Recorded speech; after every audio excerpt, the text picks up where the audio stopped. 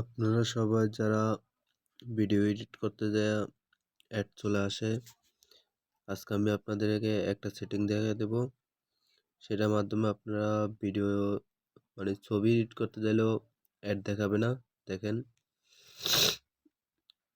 আমি ছবিটা এডিট করতে যাব, কোনো চাইলে আপনারাও করতে পারবেন।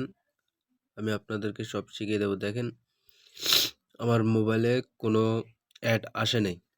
বর্তমানে আমার মোবাইলে কোনো অ্যাড আসে নাই, কারণ আমার এটা একটা সেটিং চালু করে রাখছে আমার, তার জন্য আমার মোবাইলে অ্যাড আসে নাই।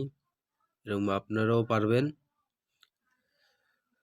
সেটা এখন দেখিয়ে দেব।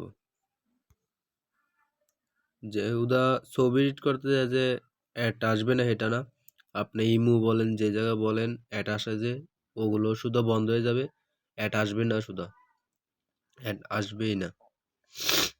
চলেন আমি দেখাই দিচ্ছি কিভাবে আপনারা শিখ করতে পারবেন। প্রথমে আপনি সেটিংয়ে চলে যাবেন, সেটিংয়ে চলে আসবেন। সেটিংয়ে চলে আসলে এই যে সার্চ বক্স যেটা আছে এখানে ক্লিক করবেন। যেমন আমি যেটা লিখতেছি এটাও আপনারা লিখবেন। এই যে যেটা লিখছি আমি, এটা আপনারা লিখে নেবেন।